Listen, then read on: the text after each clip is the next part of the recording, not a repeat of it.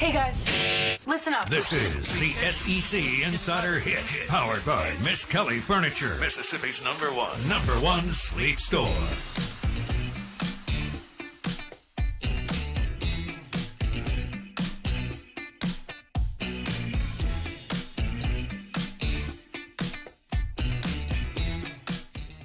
All right, every time we reference someone other than me or Blake saying that Lane Kiffin could be a serious candidate for the Auburn job or another job, it means we're Hail State homers and we're scared of Lane Train. Now, I don't know what it means when Brennan Marcello says it or when Bet Online AG rolls out the odds and Lane Train comes in second behind Hugh Freeze. So, number one, according to Bet Online AG, is Hugh Freeze, 2-1. Number two is Lane Kiffin.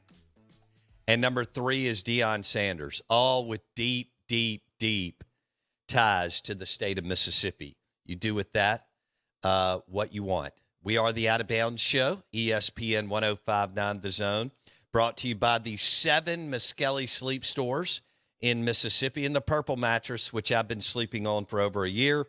The Purple Mattress from any of the 7 Miskelly Sleep Stores in the state of Mississippi, from the airport to Hattiesburg and all 5 other sleep stores. You're listening to 105.9 The Zone ESPN. Our guests join us on the Dos Equis guest line. We welcome in Ross Dellenger, Sports Illustrated, SI.com, National College Football writer. Ross Dellenger, good morning. How are you? Good morning, Bo. I'm good. How are you? Well, I'm doing well. All right, so after the article that you dropped on Cohen to Auburn, NIL, Lane Train, and what he told you, which I thought that question was great, what most coaches or all coaches are going to ask going forward. What is your NIL model structure? Basically, how much money do you have in the bank so that I can go get players and talent? Did MSU fans have a reason to be upset with you over the article? I guess so. Now in hindsight, I guess so. I certainly got some riled up. It appears. Yes, you did. I did.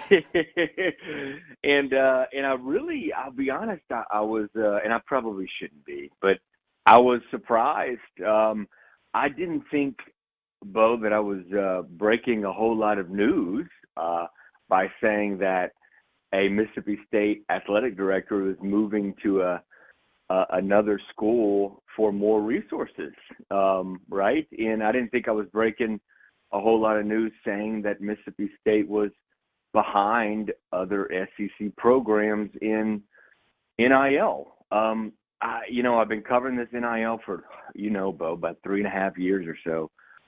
Even before it was implemented. And I feel like I talked to enough people in the NIL industry, not in Starkville, not at Mississippi State, just around the NIL industry. And, they have a good idea of who's doling out the most NIL, right? And it's been pretty clear that Mississippi State was struggling in that area. And I had no idea that was something that was big breaking news that would set off and strike a chord. But you know what? I get it. I see how others interpret it, which is, in AD,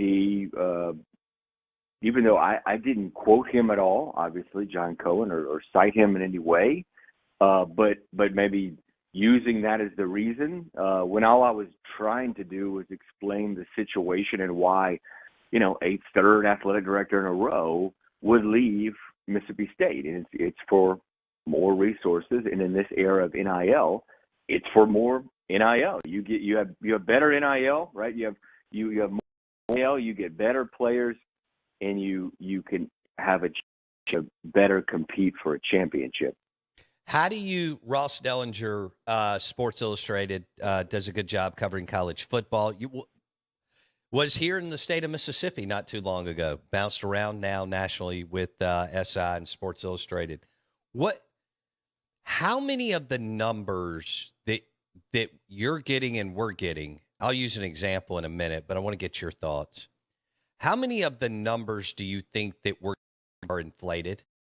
Whether it's some of the big eye-popping numbers that prospects are getting or are not, and some of the numbers that are being floated by programs as far as, hey, we have 11, 12, 13, 15 million in NIL. Yeah, great question. I think a lot of this probably are inflated. And it is why I try to talk to people independent of schools, not affiliated with schools, who know finances. There are people in the NIL kind of industry that handle school NIL for them, third party types. I try to talk to them to kind of ascertain better numbers, because the school is, of course, going to inflate its numbers, right? Like, Auburn has announced that its collective has announced that it's got at least, I think it's 12 or more than $12 million in NIL. Well, is that cash on hand, or is that pledges? Yeah. Right. And because it's a big difference, and administrators, right, athletic administrators know very well, because they've been fundraising. They do this have done this for decades. When you get pledges, it's one thing. Some of those pledges sometimes don't come through, and I think that has happened. So it is hard to tell, what numbers are real and what numbers are not, because we don't have really public access to those numbers. They're not subject really to a whole lot of public record. Some of them are in certain schools, and we've seen that. We've seen some public record stuff come out with A&M, for instance. I think it was $4.5 million spread around to its athletes. And that's around the ballpark that you see is anywhere from, at the top level of Power 5, is $3 to $5 million spread around each year, or this past year, I guess it was the first year of NIL, to an athletic department. Now, a lot of that $3 to $5 million, right, it's going to football players, right? But so we know some. It is tough though. You hear things thrown out from coaches. Hey, we got to raise 13 million. We got to raise 15 million. I was just up at Ole Miss a month ago, right? And they consolidated their collectives. A lot of it was from an aggressive, push by Lane Kiffin, and they're hoping to get, I think it's $5 million a year. They're hoping to raise $5 million a year, and that's one note I want to make too, and because I know I was getting this, this reaction from the story of, the outgoing AD was the problem in NIL fundraising, like that. It's his problem, and he's leaving it. The biggest NIL, I think, collectives are independent of the athletic department, right? It's boosters, big boosters and donors getting themselves together. A lot of lawyers, right, involved in that. A lot of boosters who are lawyers, and it's running a collective. It's getting everything together. It's pooling stuff. It is independent from the athletic department. I can tell you, I've spent enough time around these collectives that is true. It's not up to the AD. It's not up to the coach. Now, is it good for the AD and coach to be in support of this? Of course. Oh, they can drive the train, as you know, behind the scenes, Ross. Absolutely. Which is what Lane, some of the bigger ones, has done. Yeah, Lane is a good example. Absolutely. You need your football coach. That's important in Starkville, right? You need your football coach to be on board with this and to drive it behind the scenes. But some of the biggest ones, they are completely independent from the AD coach. And I look at Tennessee, for one, completely independent. In fact, there's been some issues between Tennessee's collective and the athletic department because they don't work together all the time. So you've got to have your football coach and your AD on board, maybe maneuvering aggressively behind the scenes. But, man, more importantly, you've got to have fans and boosters step up on their own, get together, and do it. And maybe, Mississippi State's my alma mater. I want to see it do well. And maybe this is a little bit of a wake-up call. And I've communicated with Mississippi State NIL, and I'll say, right when that story published yesterday, I had a figure in there of Mississippi State having not gotten to the $1 million mark in NIL, and somebody from State's NIL quickly messaged me to give me more information, and I got in there as quick as I could to change that. I wanted to change that as quick as possible. So they're getting there, and it seems like there's an outside kind of counsel, a third party that's handling their stuff. So maybe this is a little bit, Bo, of a wake-up call to get going. Yeah, and Ross, you're right. The Bulldog Initiative has over 7 figures, but I like where you're going because, we've raised money for the Boys and Girls Club and Friends of Children's Hospital, and it's totally different when somebody pledges 6 figures compared to when they write you a check on the spot. And that is something to look at. Ross Dellenger, Sports Illustrated, national college football writer on the Dos Equis guest line. I think what you nailed, though, Ross, and let's just take it between Ole Miss and Mississippi State, is the fact that Lane is so proactive in a call to action through the media when he's got a microphone. He started this last December and challenging his alumni base, whereas Mike Leach has never done that. He's never challenged his alumni base to raise more money in NIL. Your thoughts? Yeah, big part of this. Real big part of this is football is, when you're looking at just these two situations. And you cited earlier, in that story, I wrote quite a bit about my conversation with Lane back in May. I visited them. Lane's a smart guy. I was up there and I visited them. And, I was hoping to pop into his office just to talk to him for a few minutes, not really about any specific subject. And when I popped in there, it was pretty clear what he wanted to talk about. And he's a smart guy. He wanted to get, I think, his message out of, hey, this is here, NIL. We can't fight against it. We have to do it, or we're going to be left behind. And he got his message out. I thought there were some incredible quotes that that had not been said by coaches. Still at that time in May, we were in a way kind of early on in the process. And he got his message out. And that's what it takes at some places. Other places it doesn't take that. Boosters get them, they get themselves together. But in Mississippi, in that situation at Ole Miss, it took the coach doing that. And it might, that might be the case for Mississippi State. That needs to happen as well, of course. I agree with you.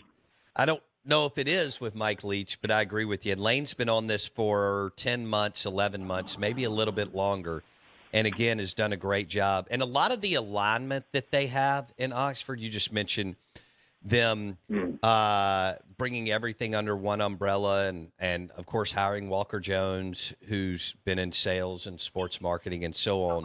A lot of that is Lane Kiffin driven, Ross. Now, let me ask you this, Ross. Do you think that Lane Kiffin will be a serious candidate for the Auburn job with the success he's had at Ole Miss? Yeah, of course. Yeah, I do believe that. The question still hasn't gotten answered for me, Bo, and maybe it won't be answered until November, December, is, does he see the benefits of making that move? This is not, it's not 1998 again, where you had Tuberville, going to Auburn. The gap between Ole Miss and Auburn, just like the gap between Mississippi State and even Alabama. It isn't the financial gap, the resources gap, isn't what it was 25 years ago. It has changed. I think the gap has closed a little bit. So does he feel like it's worth it going there?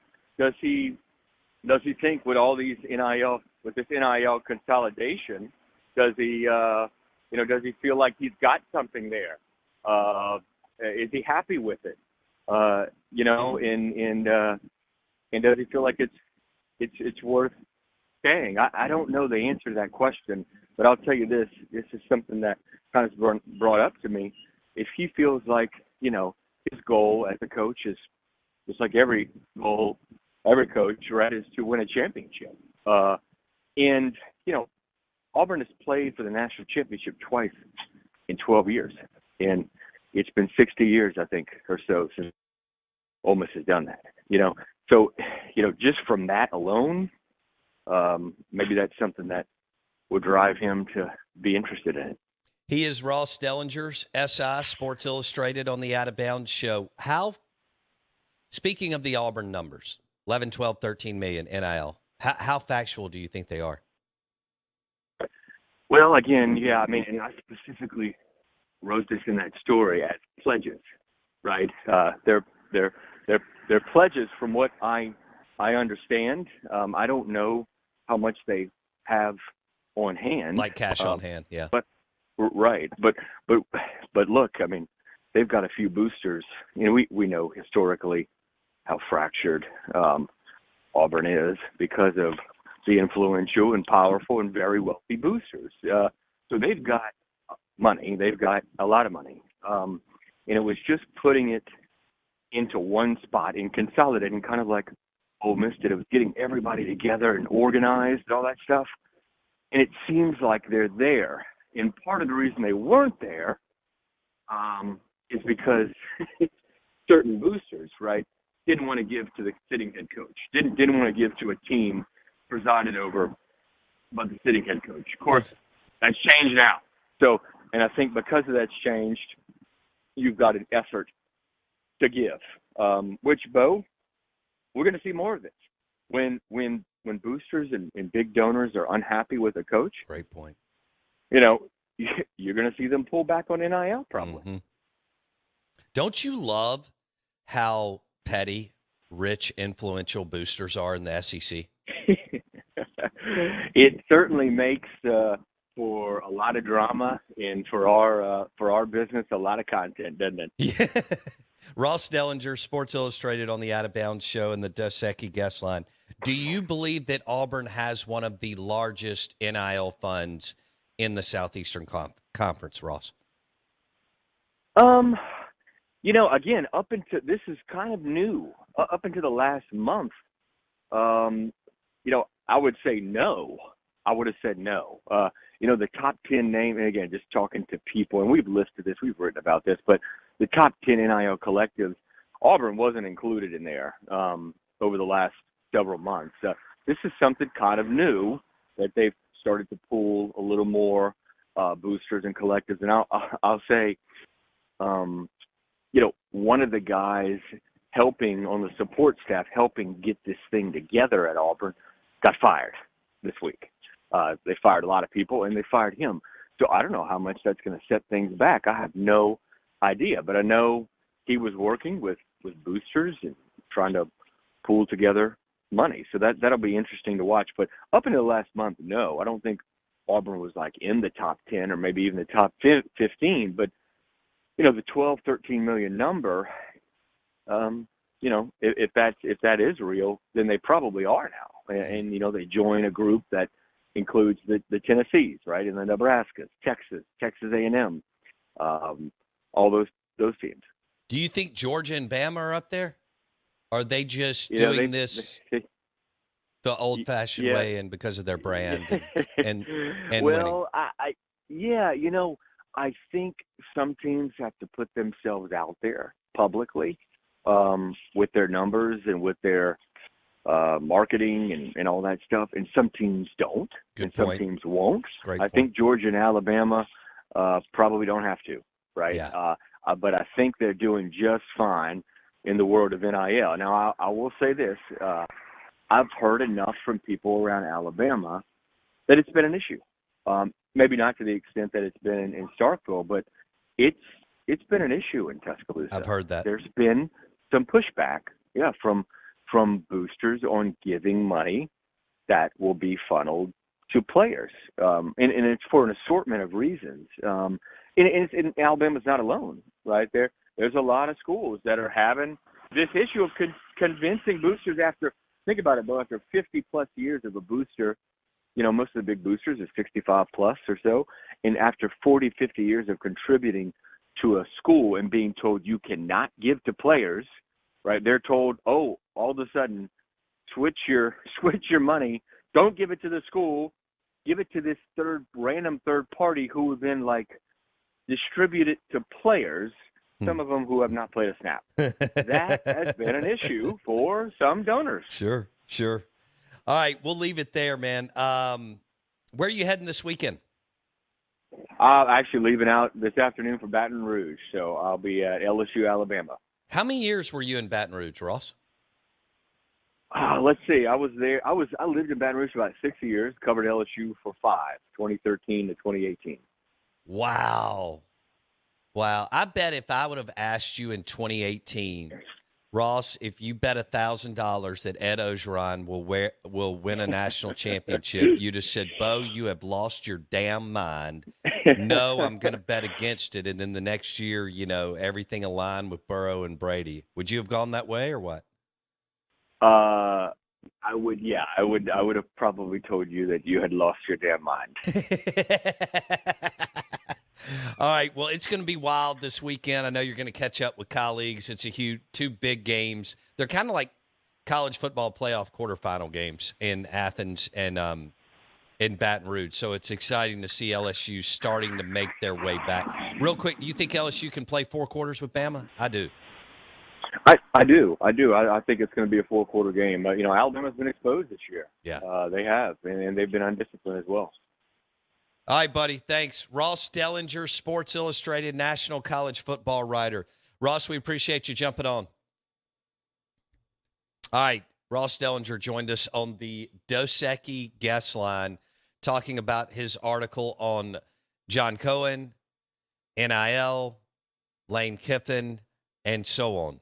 And don't you love that wealthy, influential boosters now their go-to will be, I'm not going to fund NIL until you go get another coach.